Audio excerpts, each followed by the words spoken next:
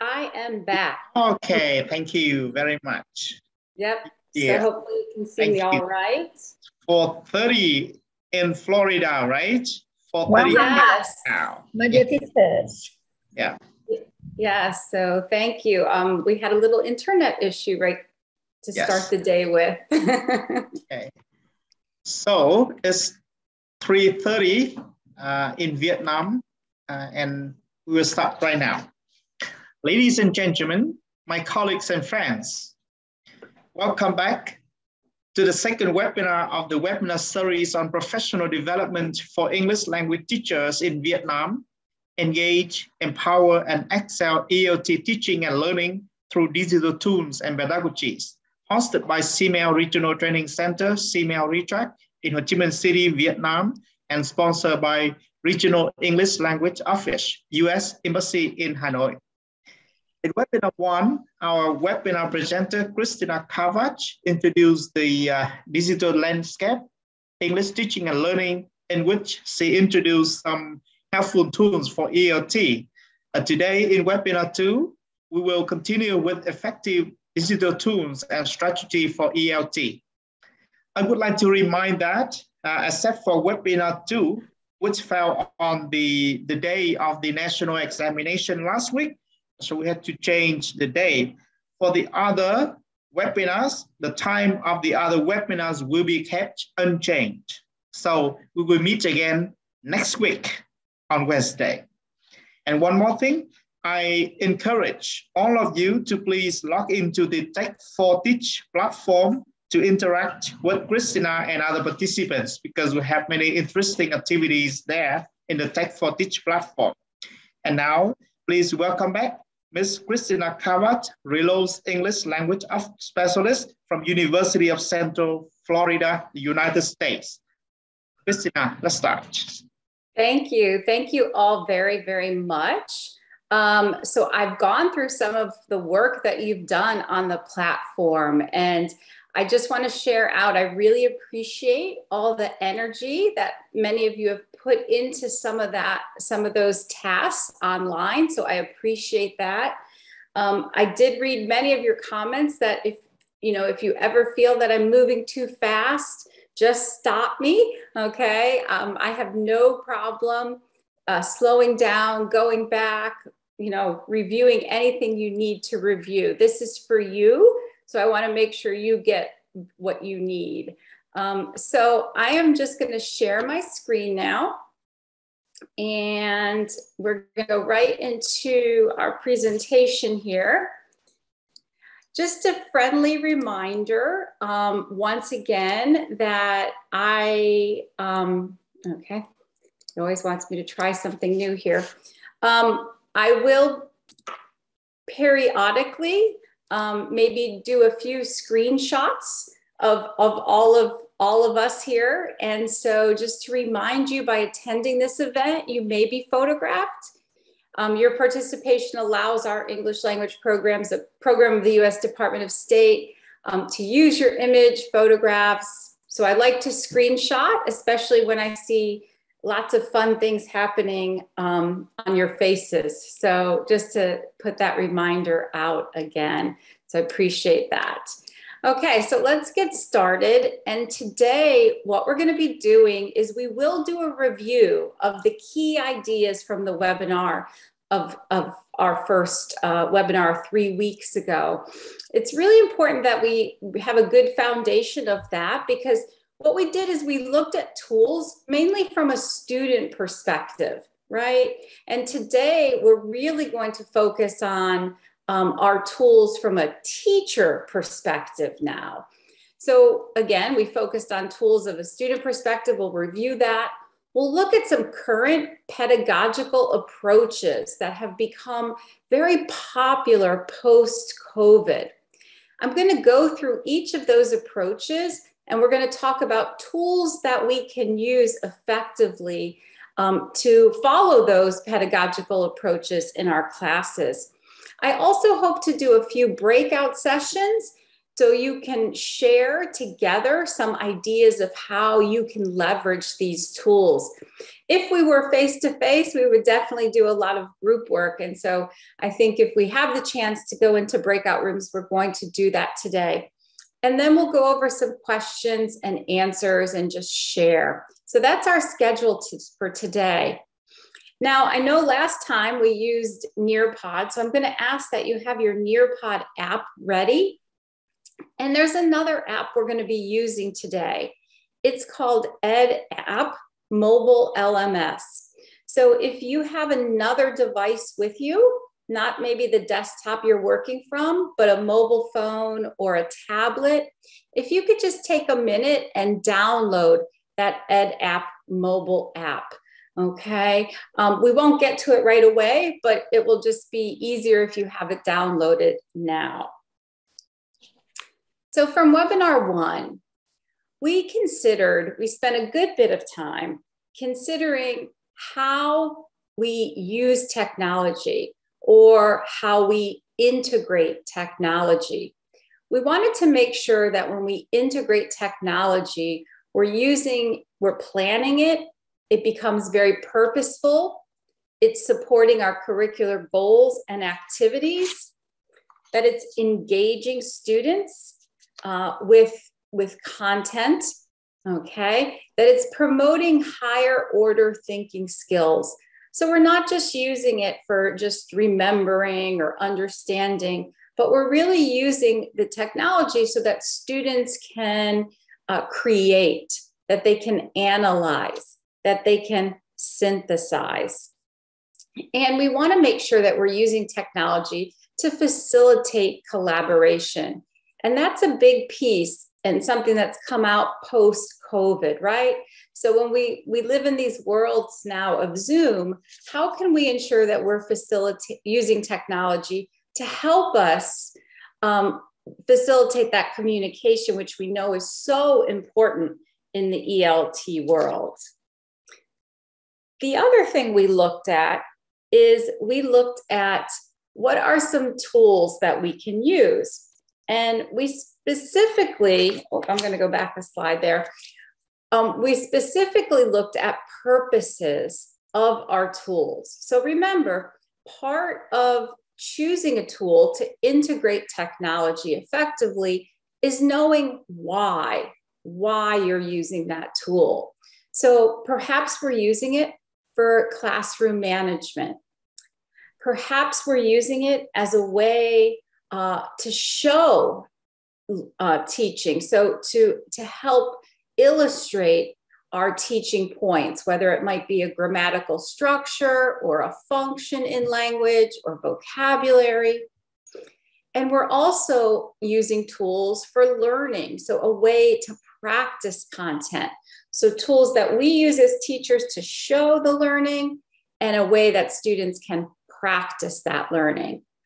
And we also have to think about using tools for engagement. Maybe I need something so my students can communicate with one another. Or maybe I'm using a tool because I want to assess my students and see how they are doing with the new content. So tools can be wonderful, effective methods of formative assessment. And we're going to do a little formative assessment ourselves today. So when we talked about classroom management, we looked at things like we talked about things like Google Classroom and Moodle. So what we're using in our Tech for Teach there is a classroom management. It's a place that I can store content that I think is relevant for the learner. It's kind of like the old library system, right? Where I can just have these file cabinets of content and I can organize them in a very effective manner. We also talked about tools for learning, and we spent a lot of time on our tools for learning, both teaching and practice. So we looked at Khan Academy. We looked at TED Ed. We looked at Flipgrid. And those of you who are participated in the Flipgrid, I loved your post, and I hope you enjoyed playing with that from a student perspective, and we'll look at that from a teacher perspective today.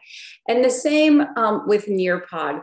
You know, we just got our feet wet with using this kind of tool. So we'll dive into these a little bit more today. Then we also did some. So you engaged on Nearpod. You did a Flipgrid practice, hopefully. You posted your own video. You practiced a TED Ed lesson. You practiced a Khan Academy lesson. And all of this was so that you could have a really clear understanding from a student perspective of what that experience would be like. So I'd like to review just a little further, and we're actually going to do a Nearpod. So I'm going to switch my screen here for you. Okay, and I'm going to ask you to join this Nearpod code here. Okay, so 4ZLVC.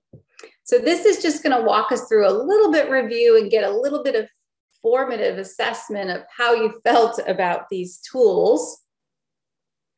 So we're going to use the tools to see how you felt about the tools.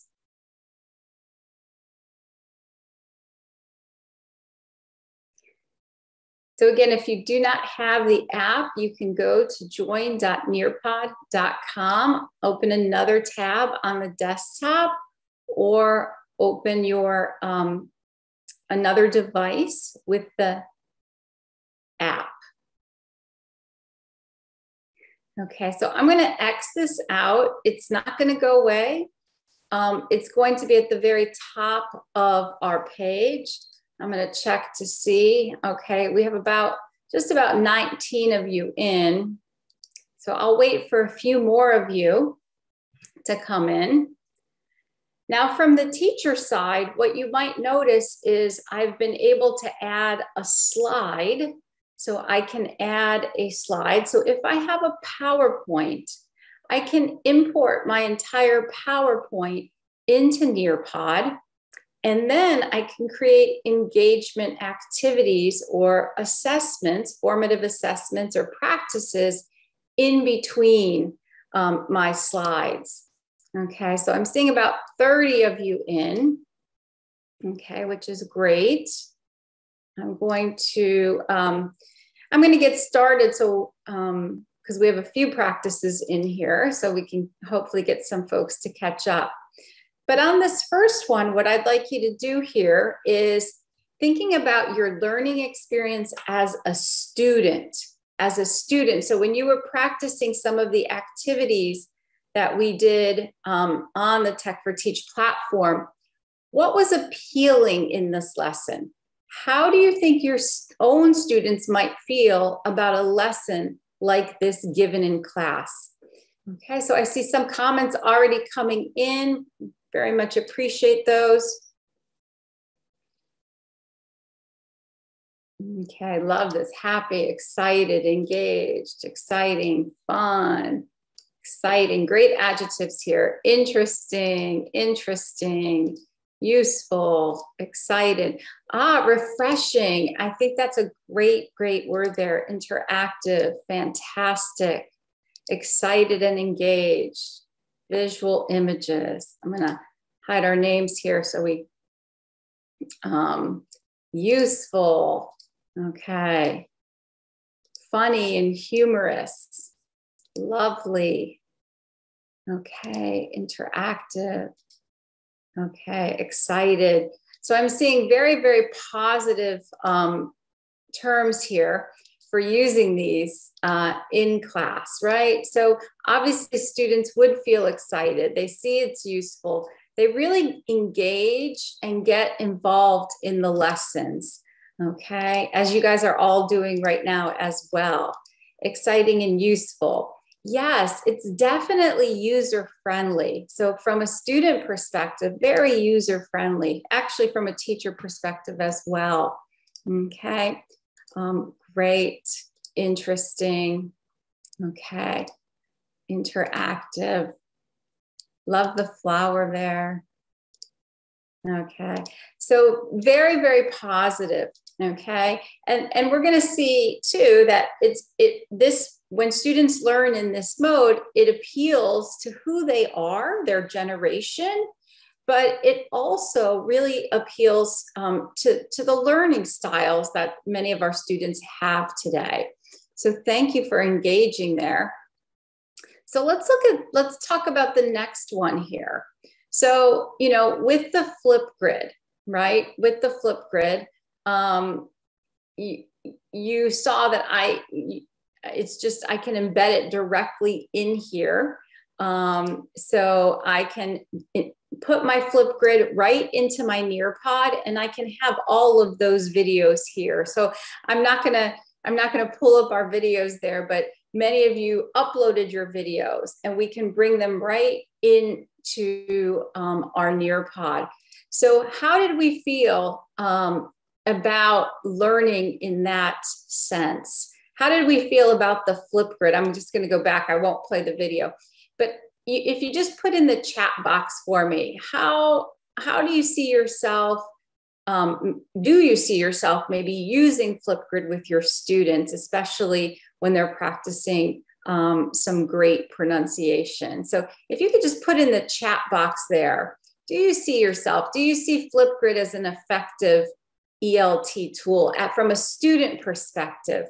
From a student perspective. So I'll just wait for a minute for you to punch into the chat box there some thoughts about those of you who did engage in the Flipgrid, the value that maybe students would see in the Flipgrid, or the value that you see having it in your classroom.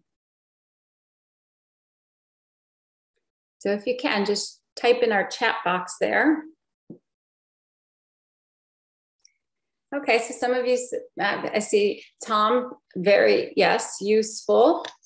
Yes, Flipgrid is a very useful tool. Okay. And you know, students today who are constantly attached to their cell phone, okay, and they love taking videos, a great tool. And yes, so you used Flipgrid in your speaking class project last year. That's wonderful. And my students were eager to explore the tool. Yeah, some technical issues. I can see that. That's always the issue with technology, right? Yeah, it helps them engage students into join the activities. I think in the ELT world, having a platform where students can practice speaking is so valuable, that they can hear each other's speech as well. So while we recognize that, you know, it is a very valuable tool, there may be some technical issues or challenges that students have. So if you're using tablets in class, or students have access to a mobile device, it can be a very useful tool. So I'll let you keep chatting there, but just write one word on the image to describe learning like this. So this is the video you saw in TED Ed, right? So you can just put one word right over here. How did you feel, example, about learning like this? So you can write anywhere on the image, and it will appear there for me. So how did you feel about learning like this, where students can maybe watch a video, get some questions about the video that they have access to? So how did you feel about that? Just go ahead and write a word on top of your screen.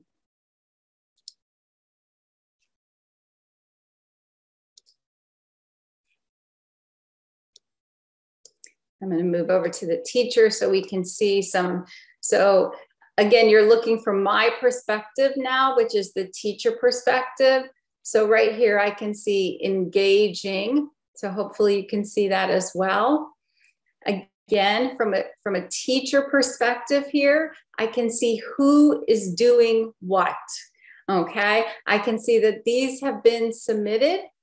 I can see that these students in yellow are working on it. Okay, I can see the students with the gray awaiting drawing, that they haven't yet engaged with it. Okay, so I can see here we have an image of placing an image there of right on target. I can pull individual students up, easy to catch the lesson. So again, while you were working on it from a teacher perspective, from a student perspective, here's what I see as a teacher. Fun, okay. So I can see right away what my students, where they're at in the lesson, and in this case, how they feel about it. Interactive, okay. I think this is love, but a little hard for me to see. So you can see, okay. I'm able to see exactly where my students are and what they're doing. Useful, okay. So, and some of the drawings are awaiting there, okay. I can see great. Okay, this one's still in progress. So just to give you an idea, again, I'm trying to get you to see a little bit more from the teacher perspective today. So exciting. I can see exactly who's engaged and who's not engaged. Okay, so we're gonna go back one more. Now, let's just do a quick matching here, okay? So you're just gonna be matching these words from a little formative assessment here of what we learned last week. So go ahead and just do a little matching for me.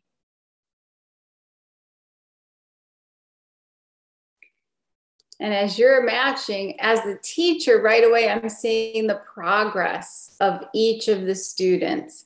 So what I'm seeing here is, so the first student, Matt, got 3 out of 3 after 4 tries, okay? Here, the student had 3 out of 3 and just 3 tries. So I'm also seeing the effort that students are putting in here, okay? So just a little formative assessment. These can also be timed. They can be timed. So Khan Academy has micro lessons. Micro lessons are short lessons. Micro lessons are followed up by practices. Okay, so I can share out the answers with the students as well. Okay, so that's just a little bit review of where we were. Okay, but let's go back and start out as to where we're going today.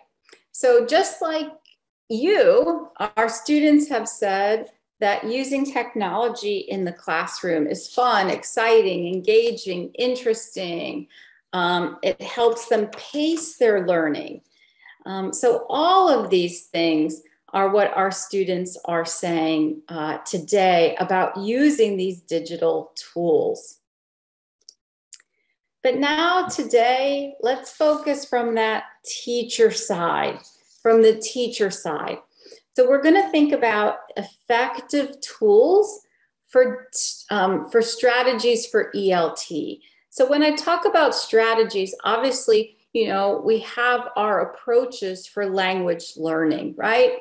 But we're going to look today at some current ELT pedagogical approaches post-COVID.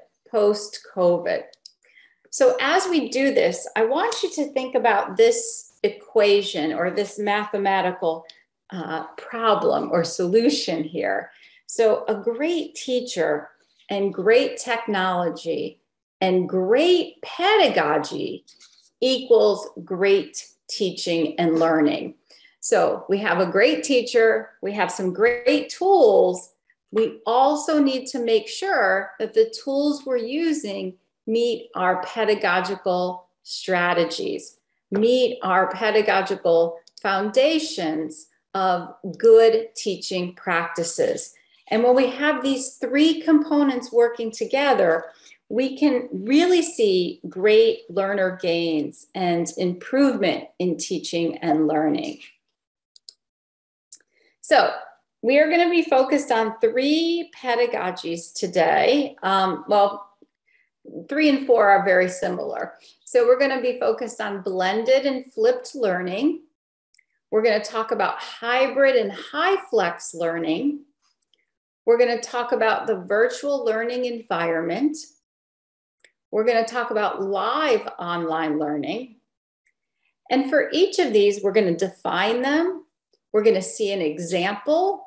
And we're going to learn tools for each one of these that will allow us to prepare a lesson, So let's get started with our first one, which is blended learning.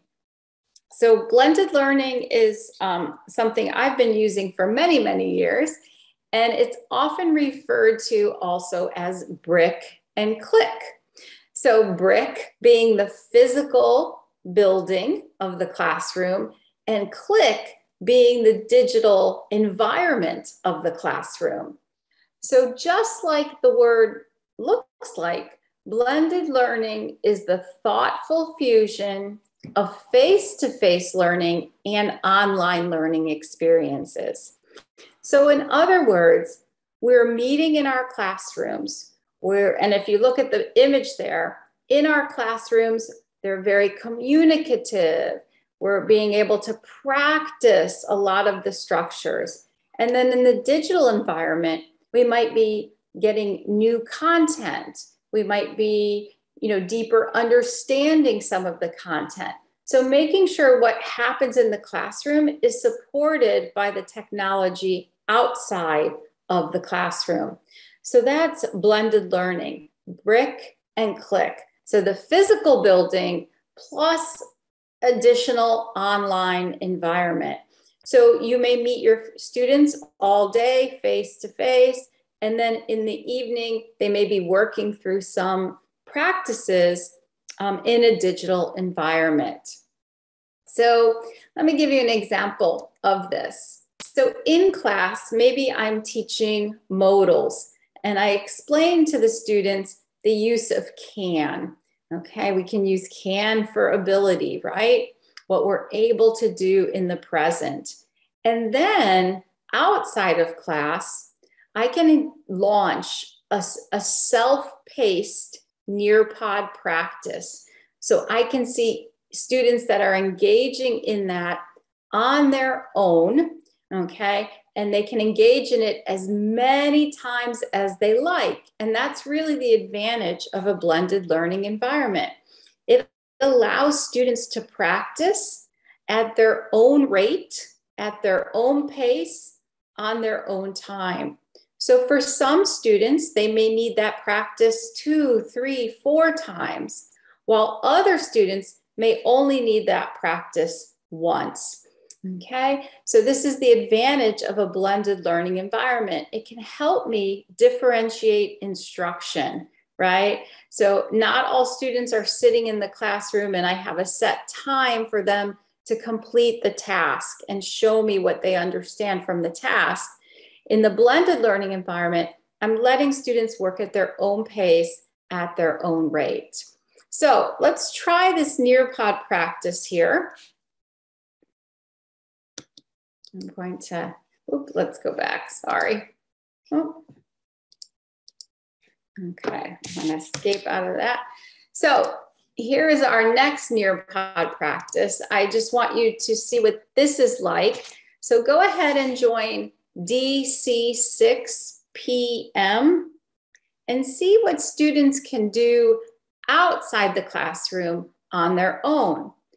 So you guys will be working together, but this can also be launched for an individual practice. So DC6 PM.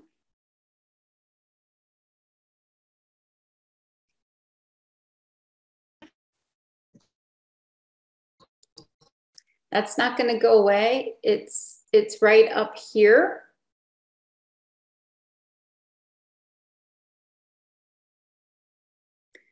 So imagine I've taught CAN, and now I'm going to ask students to do this at home. They're going to read the conversation, okay? And the conversation is right here.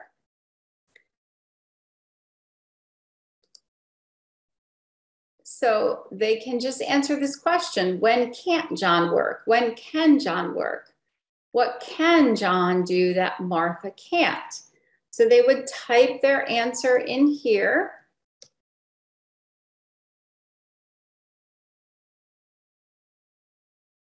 So I'll give you guys a few minutes here to work through that.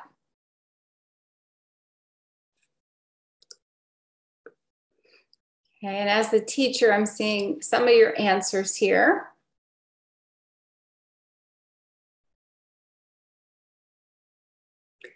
So you get the idea. We're going to go on to the next one. So then students are going to circle the correct answer on here.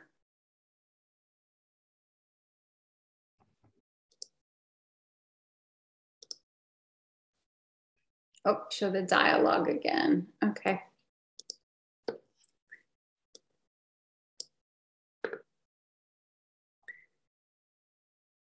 So I'll go back to the dialogue. I see some of you are answering this one. So as the teacher, I'm seeing the progress. Now, if students were doing this at home, I can show you briefly the report. What's that going to look like that I get if students are working this on their own after this? So you'll be able to see a clear report of what students did.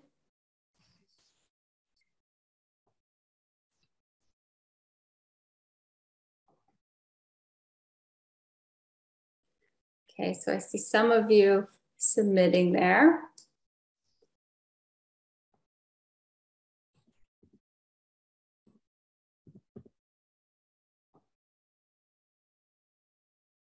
Okay, so we're getting the idea, right? And then here, again, this is a matching pair. So go ahead and try this. Okay, so you guys are doing really well with this. And the last thing then we have is really an assessment, right? So this is one of those timed events, okay? So I want you to try this. Now, if you do this in class, it becomes a competition for students. But if they're working at home alone, they are competing still with other students. And in the end, we can see which students, you know, succeeded in the competition. Okay, so students love to use these both in class and outside of class.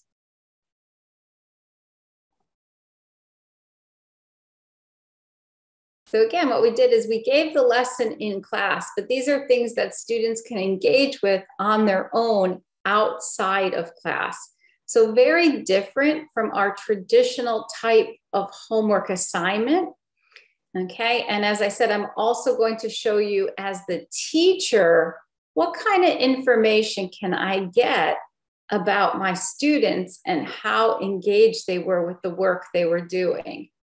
Okay, so I see lots of teddy bears and little Martians here.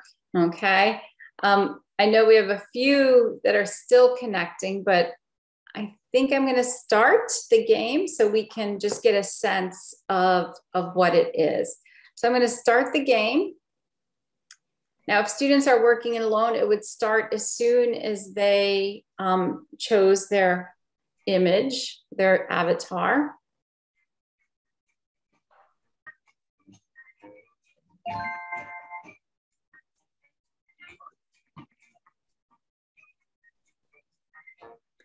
You guys are doing great.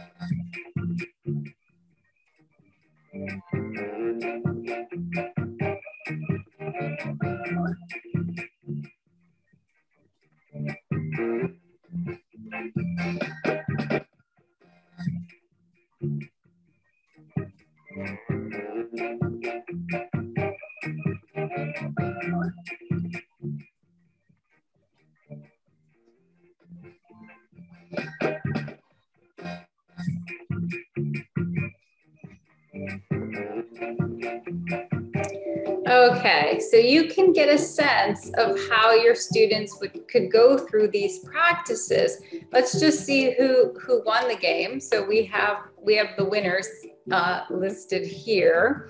Okay, but for our purposes, I'm actually going to close this because I want you to see what I would see, what you would see as the teacher. So let me first ask you, if students do that kind of homework, how do you think that compares to the homework that maybe they would just be writing something from a book?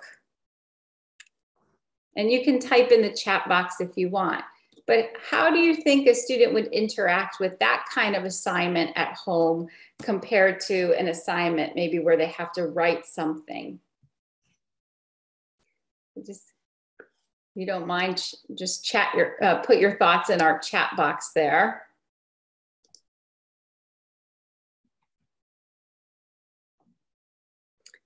Yeah, they would definitely feel interested. They would be excited. They feel more relaxed. And we know with language learning, it's important that they're relaxed, interested, excited.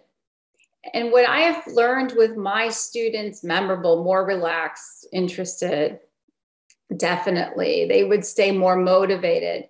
What I have found is that students will do these types of activities again and again and again. Right? Where if they're working from their textbook or just some paper activity, they're just going to do it once, right? And probably not even pay too much mind to it and toss it away. Where something like this, they would definitely be more engaged. So I'm in my report, and I just want to show you what you would see from a student perspective. So if I look at today, this was a live participation lesson.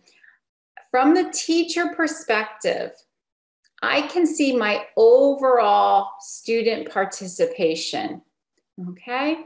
Now, I can also go by each type of activity, okay? So if I look at the matching pairs, I look at this activity and I see half the students completed it, half the students didn't complete it. Okay, and again, we did this very fast, so I wasn't expecting you to complete it. But I can see each student, how many matches they made and how many tries they had, and then if they completed the activity or not. So I get a very, very detailed report, okay? If I go, and I can download these reports as well. So if I go back to my summary, I can actually even click on an individual student and I'm able to get information about that student, okay? So again, when we talk about from the teacher perspective here, and next week we're gonna dive really deep into some of this reporting and how we can use it to measure engagement in the classroom. But we can see that we can easily identify, what students are doing what and how engaged they are, which is really, really important when we think about the kinds of work that we want to give students outside of the classroom, right? The kind of work that we want to give students outside the classroom. So I'm going to pull up my PowerPoint again. And we're going to go back into talk about some other tools. So again, blended learning, looking at giving a lesson in class and then using tools that students can practice with that content outside of class. And we know that when they follow a blended learning model, they're actually engaging with content at a much, much higher rate than they would be if they were only engaging with a textbook or some kind of what we would say flat print material. Okay, so let's go on to our next tool. So, lots of tools that we can use for blended learning. So once we understand the pedagogy of blended learning, instructing in the class, and then using tools to help students deeper engage outside of the class with that content. We have tools that we've already seen, TED Ed, Khan Academy, Ed App. So Ed App is a new tool that I'll be presenting today, and I'm going to even walk you through how to create an Ed App. So if you have your mobile device and you have downloaded the Ed app, okay, you can just use this QR code and go ahead and open the lesson I have for you with that QR code. Okay, so go ahead, and if you haven't downloaded the app, go ahead and download it. And then you can use the QR code to participate in that lesson. Okay, and I'm going to show you the sample lesson after I give you a little bit of time to engage with it. And if you have any questions, issues, just put those in the chat box for me.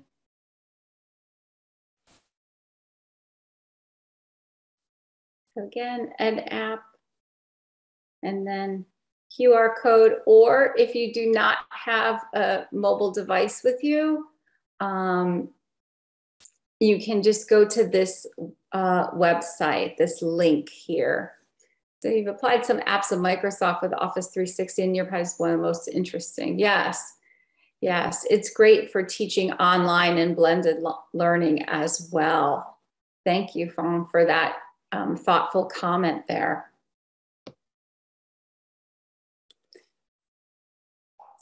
So hopefully some of you are getting in to our Ed app. Okay. Again, if you're having any issues, please let me know.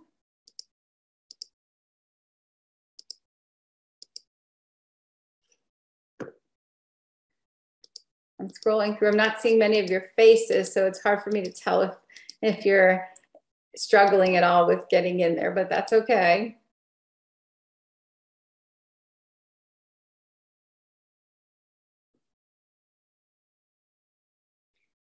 So I'm just going to walk you through the sample lesson. So hopefully some of you were able to download the app and use the QR code. But those who have not, I'm actually going to show you the lesson here as well.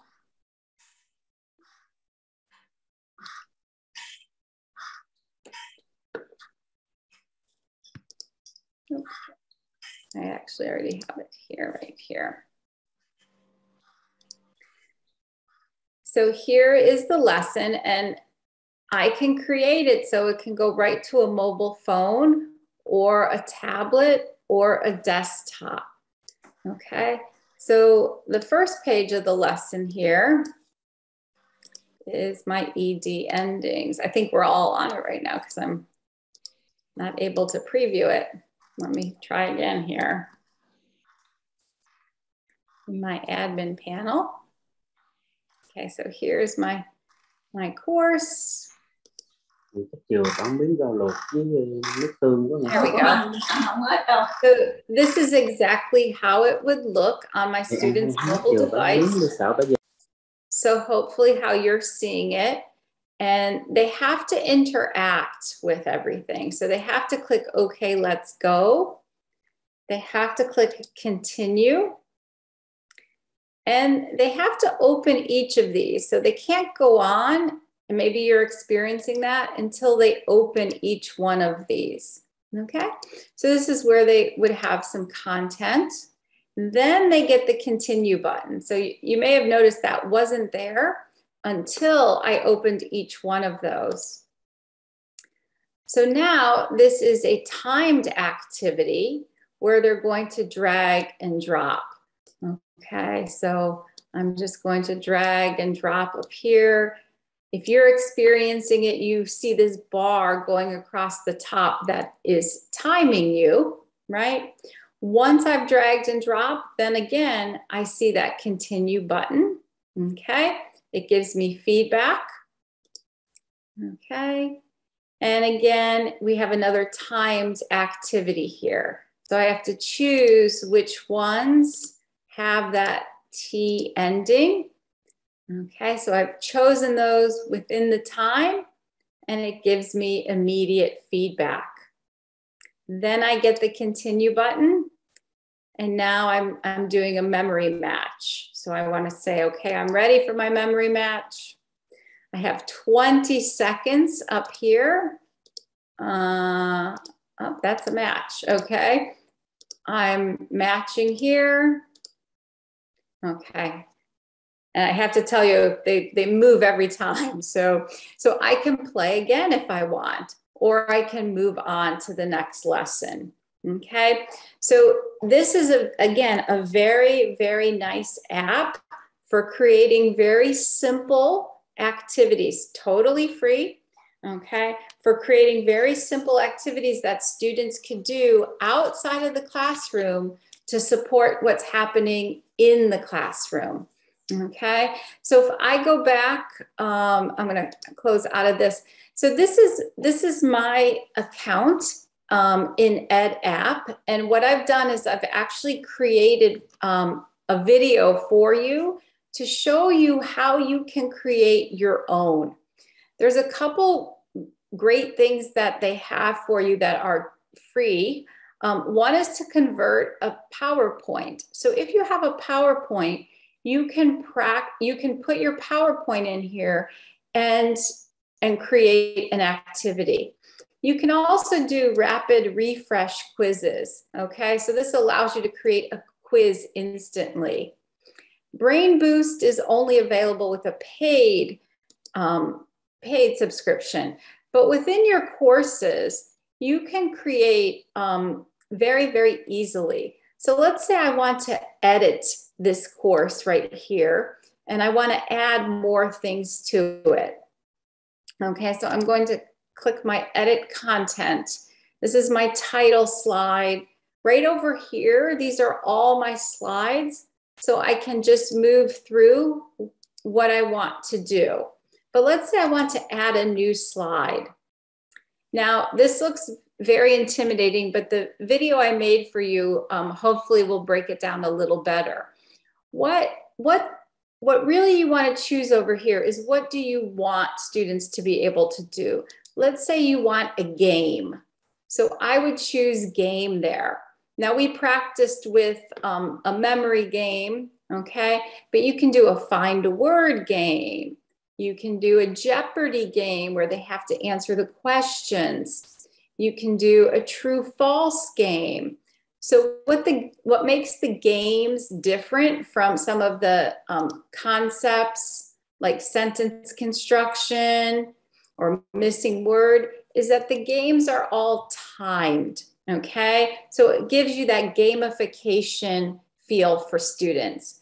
So for blended learning, it's a really valuable tool because while students love competition, if they're not competing with their students in class, the next best thing is competing online, right? Competing at home. So rather than, again, just doing a simple, paper of fill in the word, very, very different from doing a paper fill in the word of doing a game. Okay, and this also has reporting functions as well. Okay, so this is Ed App, automatically saves. I can even choose what device I want to create these for. Again, totally free, totally free. Okay, and they even have some of their own courses in here. Okay, you can see I've added some of the courses, their own courses in here, and you can actually edit their created courses. Okay, so you can edit it to adjust to your needs. Okay, so how can you, Non-Dao, you asked a great question. How can you create a lesson on this app by yourself? Perfect question. And you're going to see that I've actually made a video for you. Okay, so this is a video of the lesson, but then within our Tech for Teach platform, I've created a video that walks you through step by step in how to create your own lesson using the Ed app. Okay, so this video right here just is me walking you through the actual lesson so you can see the lesson again. Okay, but then I've also created a video to show you how to create your own lesson. It's very, very simple because of their templates. They have these already set templates and you're just putting some information or the pieces of the lesson that you find most valuable. Okay, so again, when you want to create that video is on that platform. I'm sorry, yes, on our Teach for Tech platform. But again, very easy. You're creating you create your own course, what you want to call it. Okay, once you have a course, okay, we'll call it practice two. Okay, then I create a lesson for that course. Do I want to deliver concepts? Do I want a discussion? Do I want assignments? So I'm always using the lesson one because the lesson one allows me to embed content that students can learn and extra practices and gamification. So you can see it's very, very simple. I'm just going to type in here exactly what I want to change by editing their templates. Okay, so if I want this to be modals, okay, and I want to work on can and could, okay, I can change the button text, okay, I can even add audio here, okay, so this is the title slide, okay, I can add a new slide, so it's very, very simplistic in the use. So these are templates to just share content.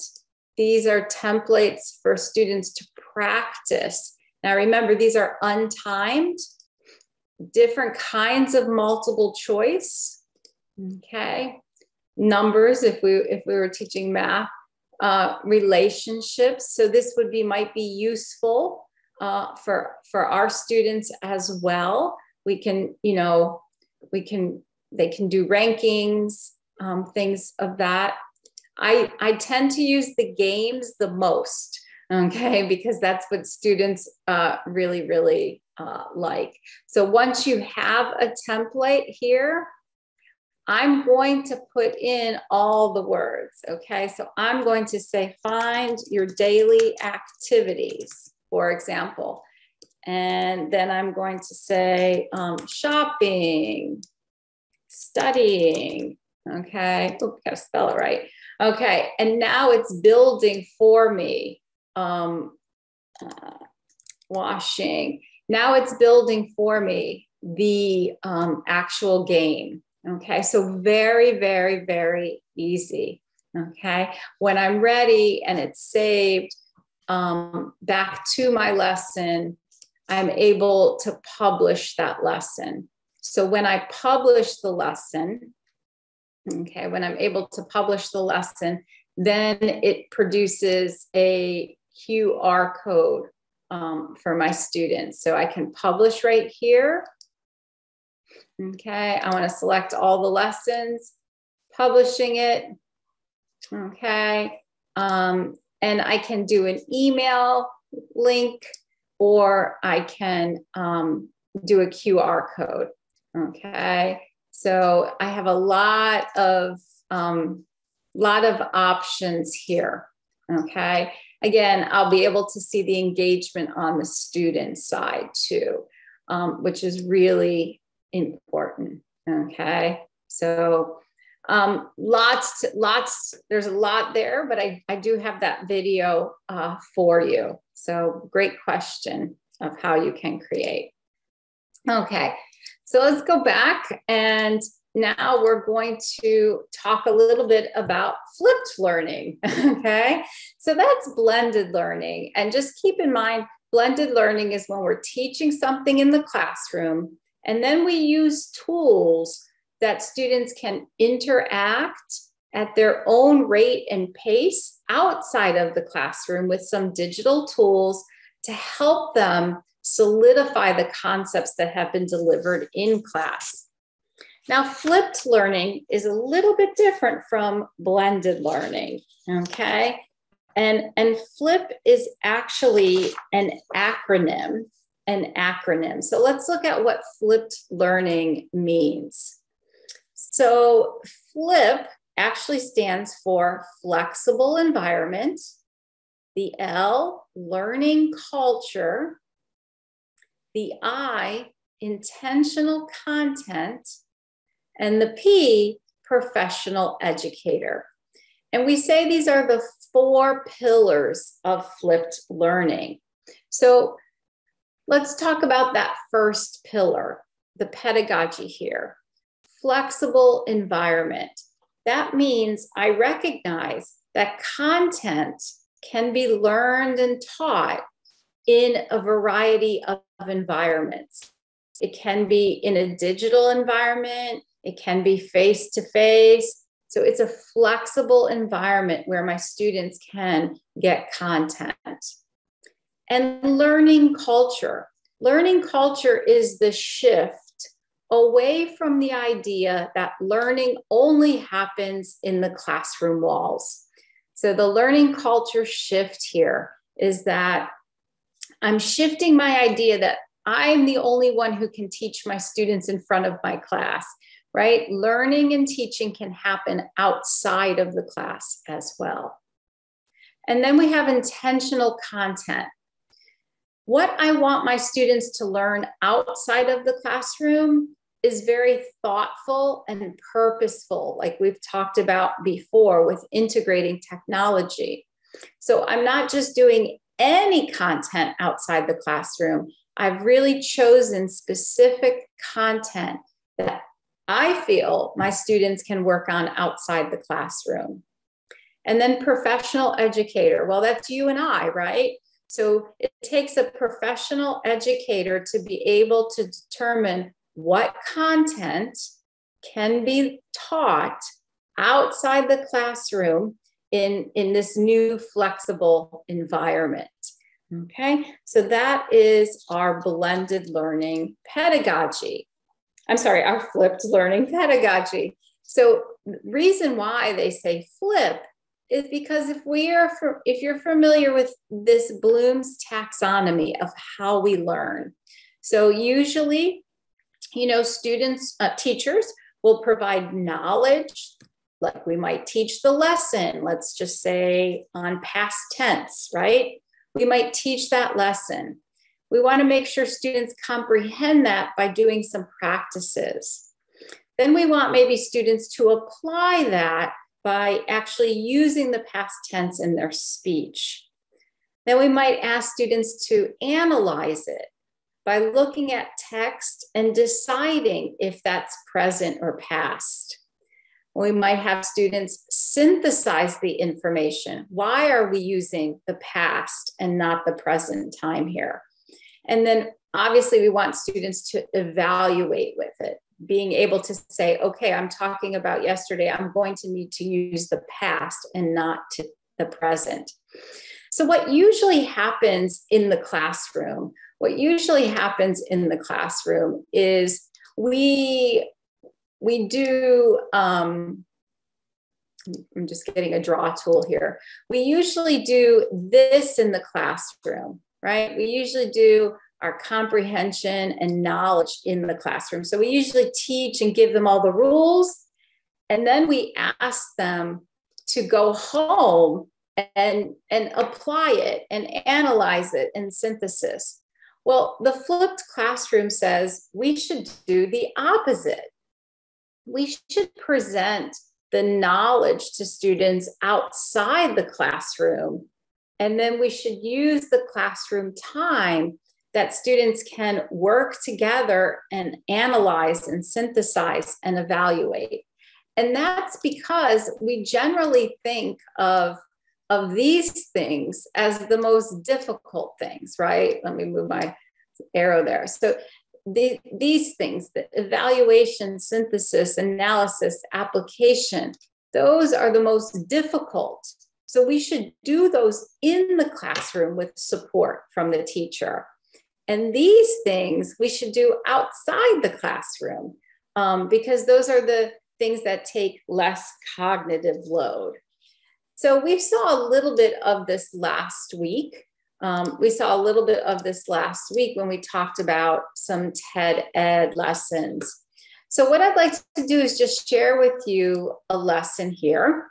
Imagine that I'm teaching patterns of B. Now, I can have my students watch this at home, and then in class, we could come and do a very communicative activity where they can apply, analyze, and synthesize. So I'm just going to make sure I'm able to share sound with you here. So imagine that you students go home and they watch this at home. She is a teacher. They're students. Miami is a city. Bananas are a fruit. The library is busy. Our class is friendly. These are sentences with be. As we saw earlier, be is a very common verb in English. Let's look at some common patterns or ways we use be. She is a teacher. They're students. These two examples follow this pattern. Pronoun plus be plus noun. She is a singular pronoun. Then we have is, and then the noun teacher.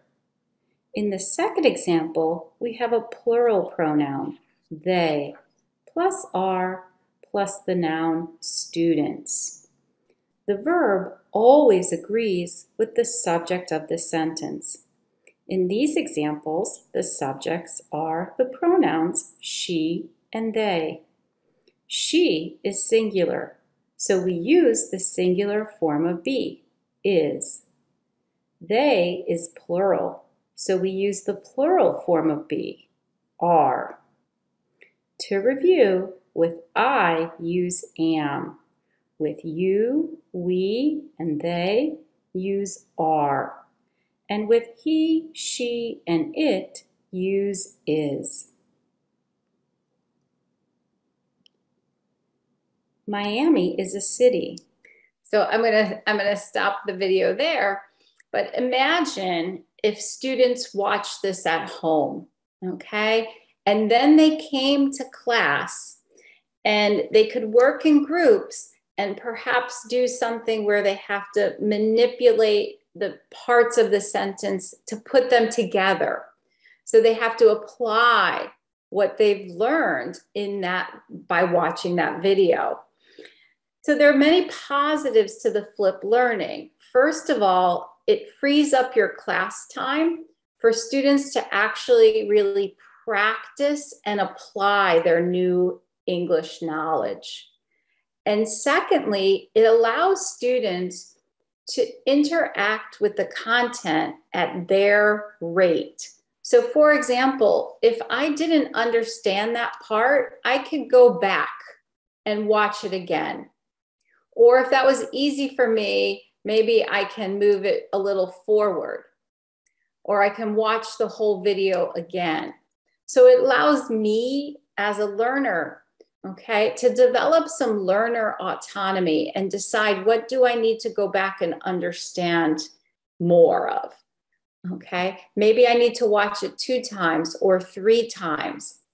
Oftentimes when students get information in class and we're only giving it to them 1 time, they're not able to absorb everything. But in this kind of really interactive, engaging video lesson here, students can interact at their rate. And then in class, I could actually get them to do some of those higher order things, right? I can get them to apply what they learned in that video. I can get them to kind of analyze why is this in this order, okay? So being able to give students some kind of lessons like this before they come to class in that flipped environment benefits both the teachers and the students, right? So students have access to content and can interact with it many times. And then my class now becomes more about using the language, not just teaching the language, but actually using the language. So I have to ask you, this looks pretty simplistic, right? This is not too complicated. What do you think? Looking at this video, it's not a fancy video where I have a big fancy board like you saw last week, right? This is a pretty simplistic video. And the tool, She is a teacher. oops, sorry, There's start that again. And the tool that's used is called Show Me. Okay, so let's talk through some of these tools here. So Nearpod, we know, is great for flipped lessons. We saw that we can put videos in there. We saw last week Khan Academy videos. We saw the TED Ed video that I put into TED Ed with the ED endings, right? We can even use video in Ed app. But Show Me is a very simple, free tool that allows you to create these great little markups. Now, one thing I want to say about the Show Me is you do need a tablet. Okay, so it is free. The basic subscription is free for teachers, but you need a tablet if you want to mark up. So as you saw me marking, I'm circling, I'm doing all kinds of things. You do need a tablet for that. So if you have access to iPads or other tablets, it's a really, really great tool. What you're going to see in a minute is basically what I did with Show Me is, and these are, I have hundreds of Show Me's, but basically what you're going to see is that I just take a PowerPoint and I take a picture of my PowerPoint and I bring that picture in Show Me and I can mark it up. So let's just watch this short video on how you can create your own.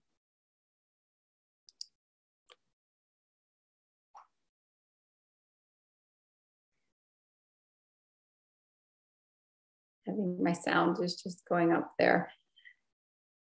So basically, I'll walk you through this. I know I have the sound in our Tech for Teach platform. So when you create one, this is what it looks like. It's very simplistic interface. I can add shapes.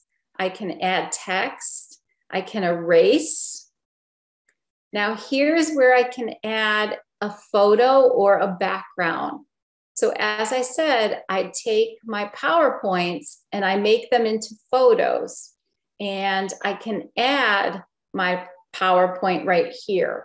Okay, so now this becomes my screen. And what happens here is I'm allowed to, I have many choices of colors. You can see up there, the different colors. That middle button is my record button. So when I'm ready to start talking and recording, I would hit that. I can use all different kinds of color choices. Okay, so I don't have to use the set color choice. And when I hit that record button, it's going to record whatever I'm doing on my screen. So if I'm writing on my tablet, it's recording that. It's also recording the sound that I'm making, okay?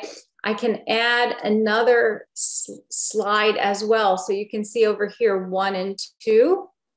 I can go to the next one. So here you see me recording and circling and underlining. So this is exactly what you can do and Show Me. So if you have a PowerPoint or an image, you just bring it in here and you can mark it up on your iPad and record it and then save it, okay, and share it. So very, very simple to create. And again, another wonderful free tool,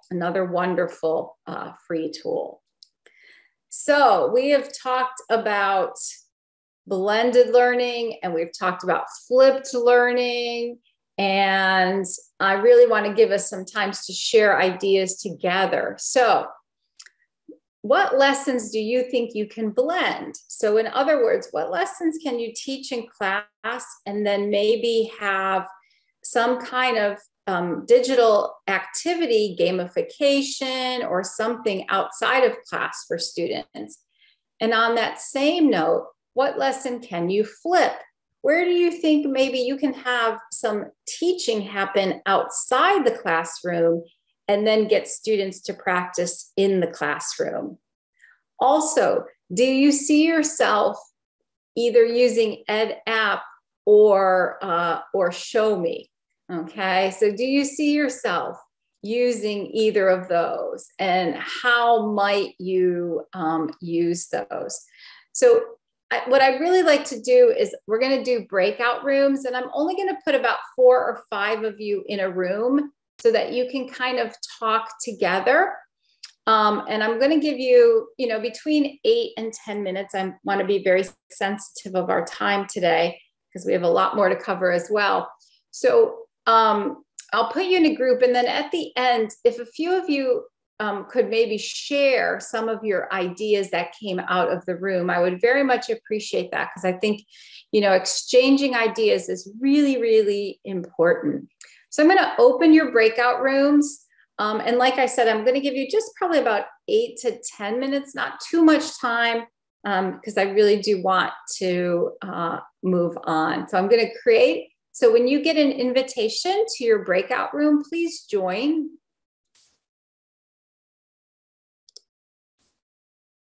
So all rooms are open. So please join the room you've been assigned.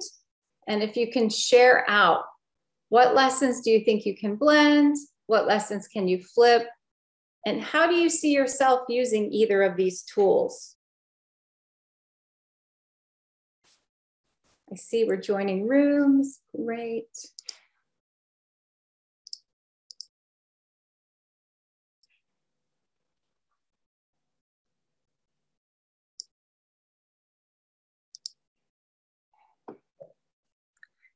Okay, so hopefully you're all back with me from your breakout session. So I appreciate you taking some time to share.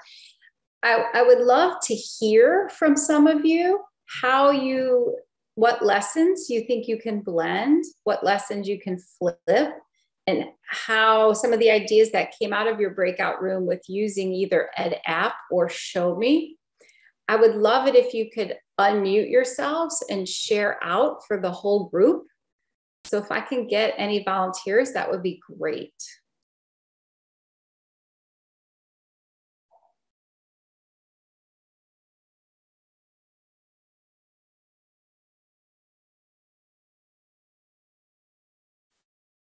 Anybody like to share out?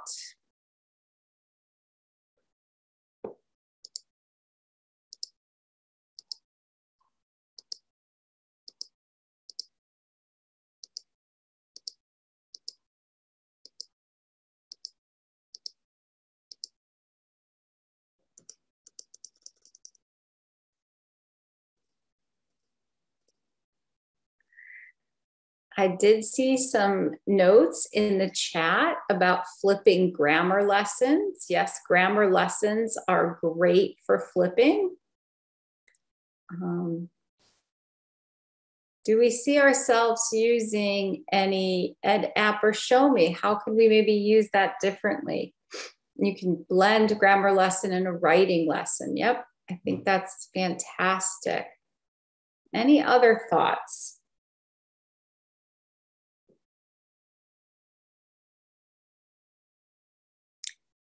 I have a very quiet group this morning, huh? Or this afternoon for you all. Okay, let's move on then, and we'll talk about the next pedagogy.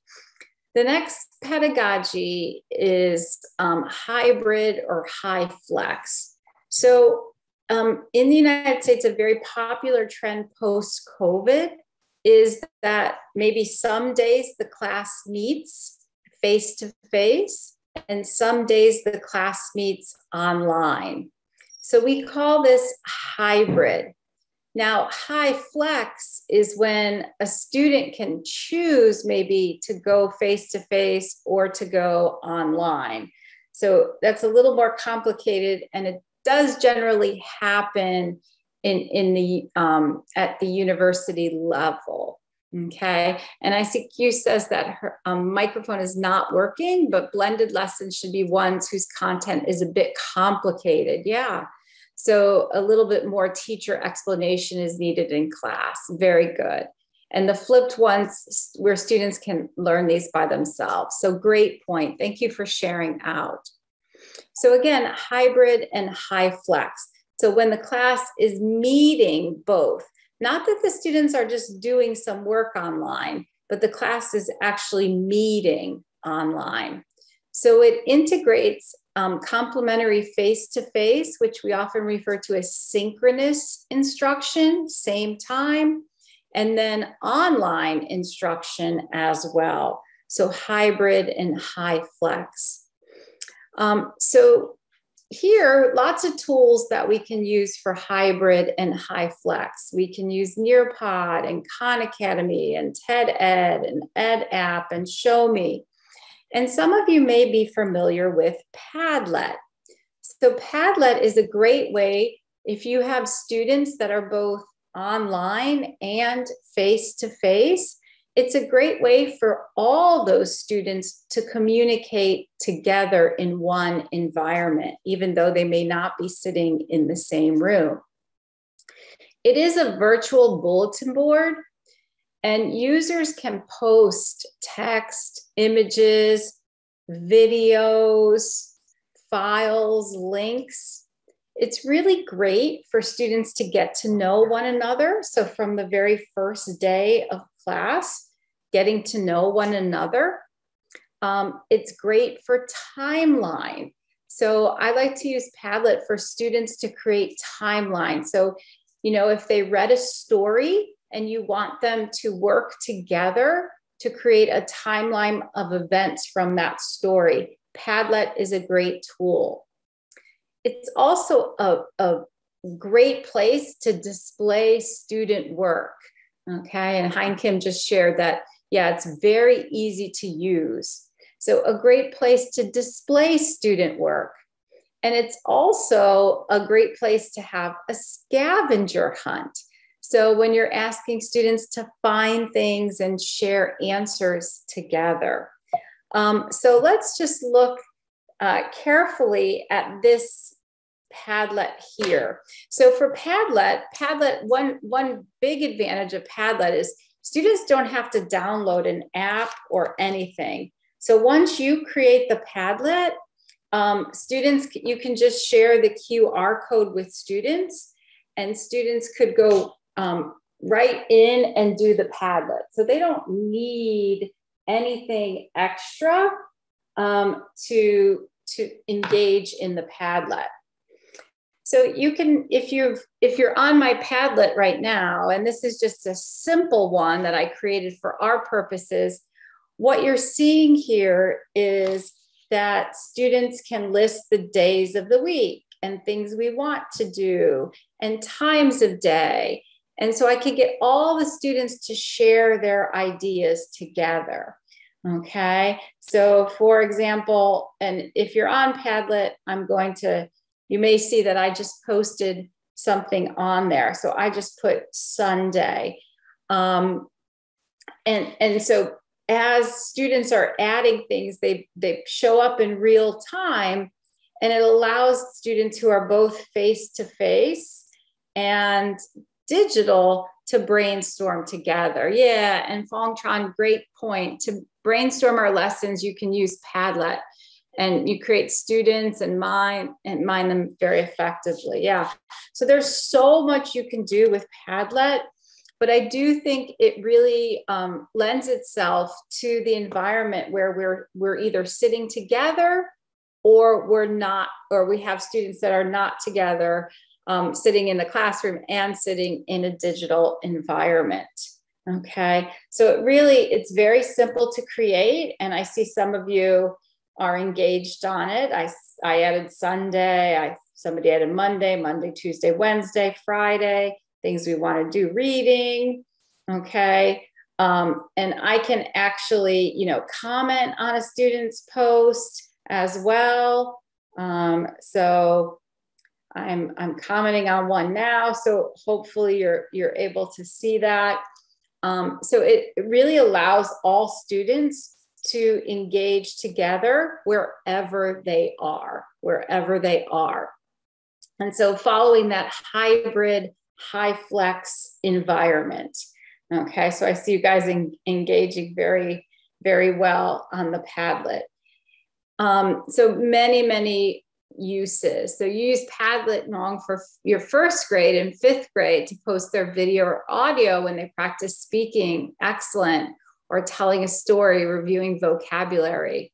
They can post their video and audio there and comment on their friends' posts. Yes, so it's very much like Flipgrid in the sense that they can all post and comment. So it doesn't have to be text. It can actually be an audio as well, or video. So very, very engaging and very simple to use. Free tool, so another great free tool. So we're not going to do a breakout room again, just because of time's sake, but many of you have already shared how you could use Padlet. So, using it for their video and audio for practice speaking, using it to brainstorm ideas. So again, when students are sitting in different places, we want to bring them together, right? We want to bring them together, and Padlet does a good job of doing that. Padlet does a good job of doing that. So we're going to get to our last pedagogy here. And this is learning in the virtual environment. Or we may also think about live online learning. So what we're doing right now is what we would call live online learning. We are all live together, but we're not physically together. So we're live, but in an online environment. And it's very closely related to virtual learning environment, where maybe students are just taking class on their own in an online environment. So the pedagogies are very similar in the sense. We got to practice a lot of live online learning in the last 2.5 years with COVID, right? So we all became experts at using Zoom. But let's talk about some other tools that we can use in this environment. So in the virtual learning environment, we think more of it as asynchronous learning. So online learning, where students may not be same time, And so what are some tools that we can use in both the virtual and the live online? Well, we've looked at a lot of these tools, and I do want to point out Nearpod for one more time for virtual online learning. And that's because there's, during COVID, when we were on Zoom or we were just doing online classes, we lost a lot of the hands-on experiences that our students had, right? So in the United States, in the K through 6th grade, 7th grade, we take a lot of field trips, right? So students can experience museums or science academies, right? Or a historical site. So it would make it more relevant for them. So we lost all that.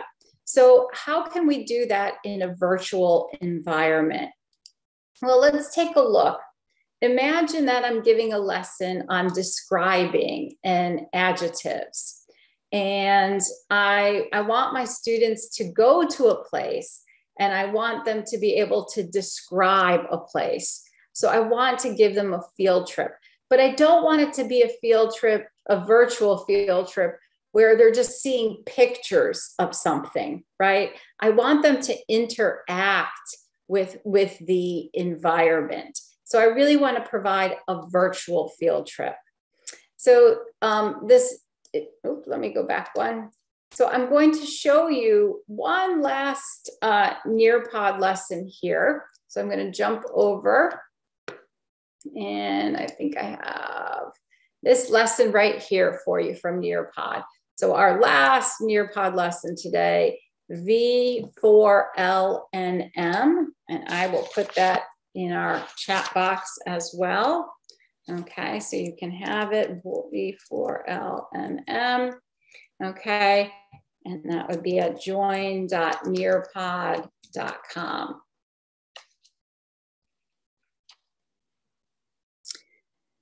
So once you get in, you're going to see the very first screen. Okay, and up here is our code, so it doesn't go away. You're going to see that very first screen is just very simplistic, describing and adjectives.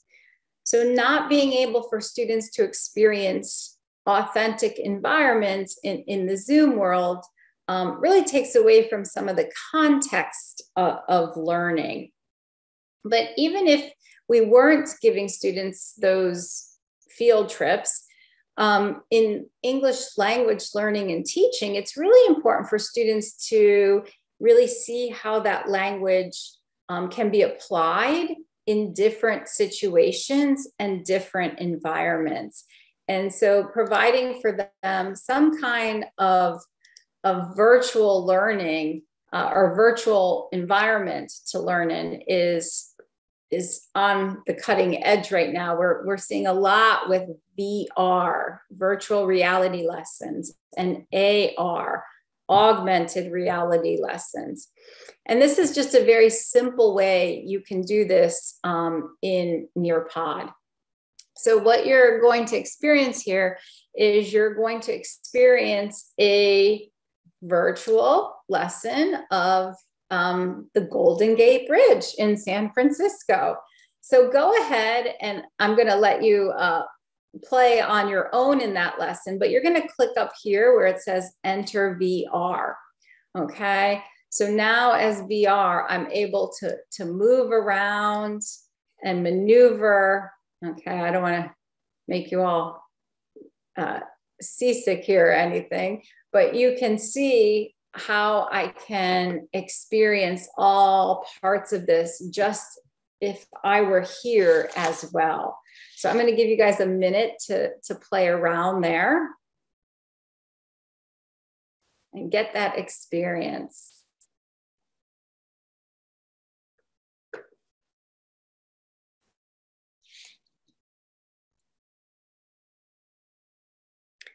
I'll leave mine like this so you can still see the code.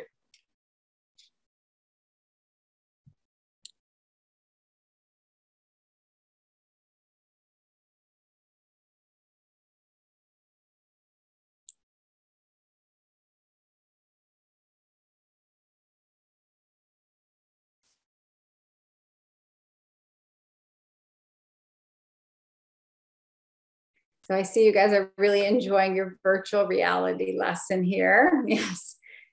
And there's thousands of these in Nearpod, thousands all over the world. I can take you, I can visit your country as well through some of the virtual reality lessons.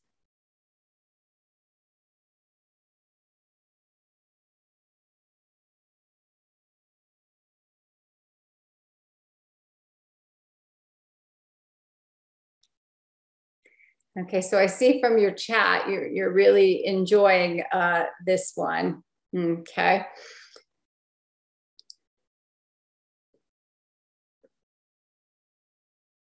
Okay, so I'm gonna move on because I do wanna make sure we have time for questions today. So here, if you're using this, I mean, you can see the millions of things that you can do. And I could just ask students to describe the place they just visited. So maybe I've been doing adjectives. Maybe it was a tall, red, long bridge. Maybe it was a beautiful, historic American city. So I can get them to use language based on the beauty that they just experienced on that virtual reality. So you guys are all coming up with some great adjectives. So again, I can use these to open up a lesson. I can use these so students can experience other places in the world. And I can do this whether my students are sitting with me, or I have some students sitting with me and some sitting in a home environment or in a digital environment. So there's a million options for your virtual reality tours here. So I encourage you to go into Nearpod and experience some of these lovely, beautiful places. So I see you guys all, you really enjoyed this. I'm glad we left this one for the end then. Okay.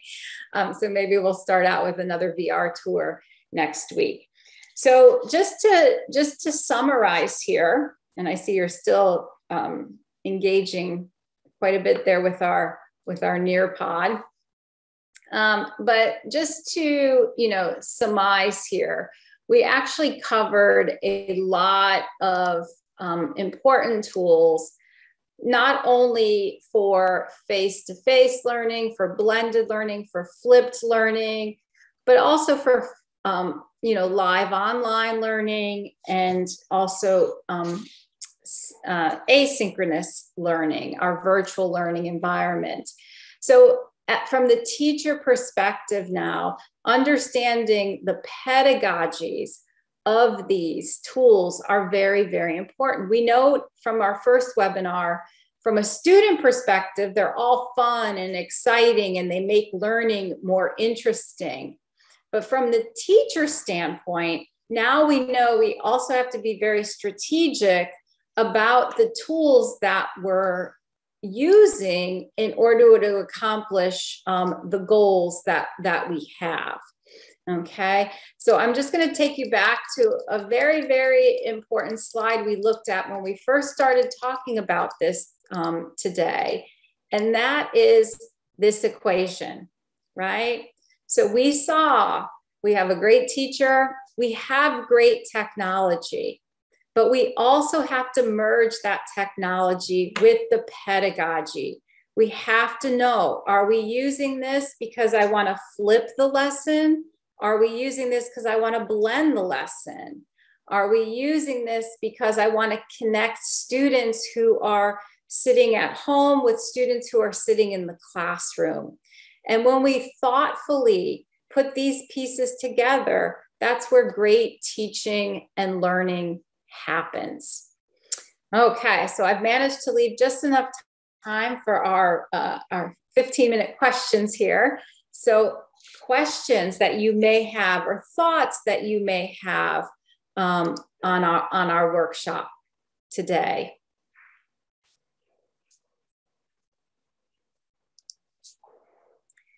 And I'm going to just stop my share so we can look at each other a little bit.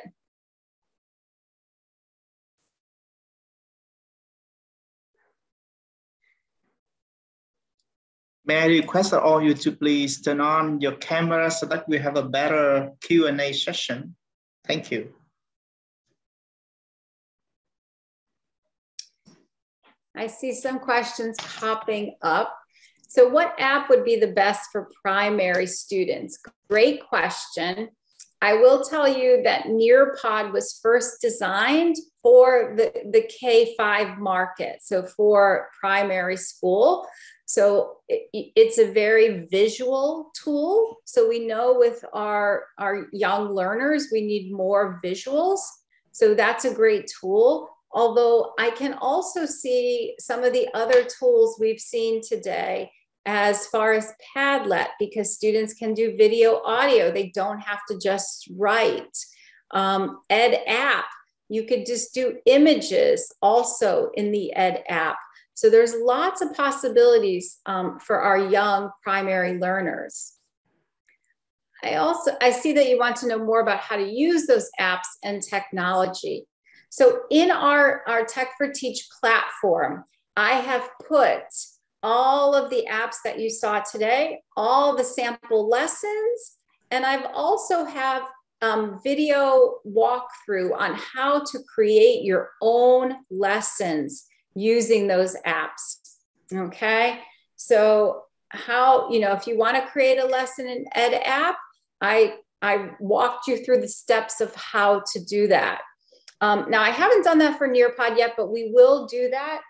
Next week, we'll be really looking at the reporting part as we talk about engagement, right? The 3 different kinds of engagement and how do we measure and see that. So it's all in our platform. If you need more, let me know. I will definitely put more in there for you. If you say, Christina, I really don't understand how I can create this using this tool, just send me a message in the platform and I will be more than happy to create a screencast for you. Are the tools free to all students and teachers? Every single tool I've showed you is free. They are all free. And I am showing you what you can do with the free version. So many of these apps also have a paid version. I'm only showing you what you're able to do with the free version. Okay, so that's a great question. And let's see, any other questions? I don't see any in there yet.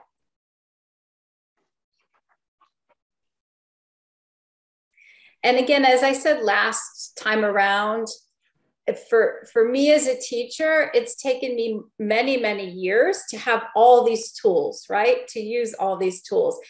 I say you find 1 tool or 2 tools that you really want to learn and perfect and build your confidence in using as a teacher and align it to your pedagogy and to your class and really use that tool. And then once you're comfortable with that, then you add another tool into your toolkit.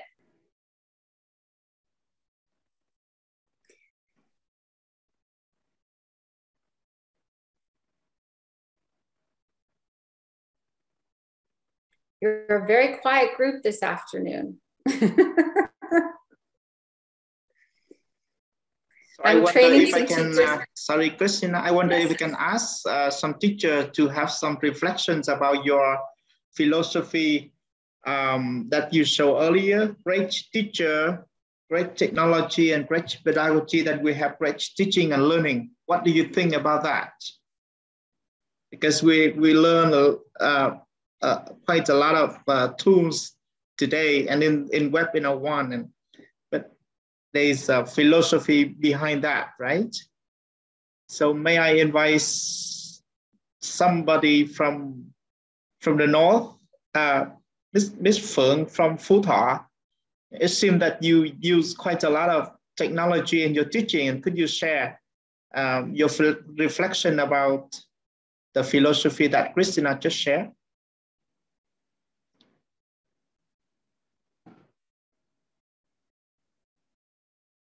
Yes, could you unmute yourself? Miss Phượng, could you unmute yourself? Thank you. All right. Hi, everyone. I'm very pleased to be here and to meet you in this afternoon. This is the first time I attend in the webinar because the first one I missed it. Yeah, what a pity. But myself, I have learned some about digital technology and some apps I have applied more often in my teachings. I'm a teacher at Hương Cần High School in Phú Thọ province. You have heard about Hương Cần High School, in which we have more than 80% of students who come from ethnic minority. But I like teaching English because I think that it can help me and help them to improve a lot. And I think that in this time, in current time, we can use more digital online technology and I think that is soon I may use some apps online to teach my students, not only in Huang Can High School, but in many other places in Vietnam. Yeah, I have some students in Ho Chi Minh City, in Hanoi, and in other parts like Việt Trì City, like Vĩnh Phúc, right? And I haven't got much knowledge, and I haven't applied to use ad app, TED ad, SEAMEO and Khan Academy. So I think that is very useful to attend this webinar, and then I will try my best to use these apps more. And I myself know something about Newport, Padlet, just my opinion, and I think I can share with you about Flip Grid. I know about it, and some others like I think that I have you I have you some more. Yes, today I have some trouble with my cough. Yeah.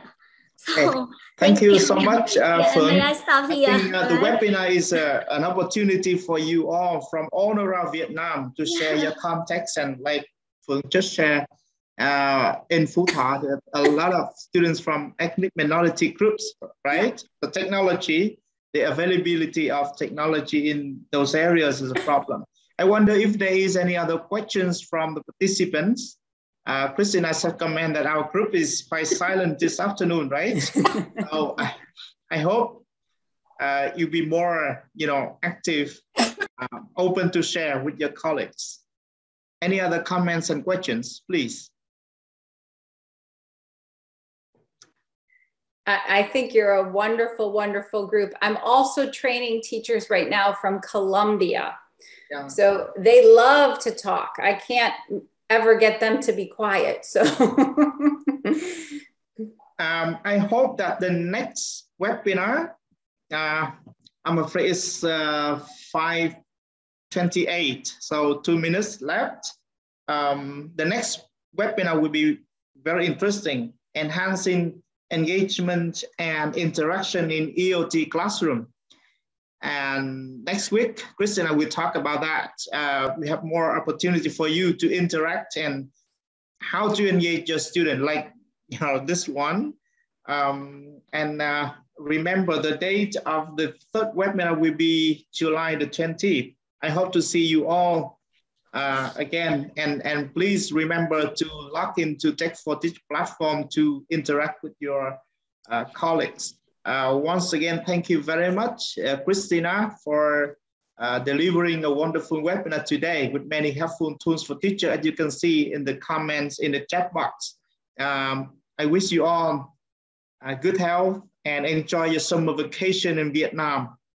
Thank you very much, and see you on Wednesday next week. And have a good day, Christina. Bye-bye, everybody. Thank you all. Bye-bye.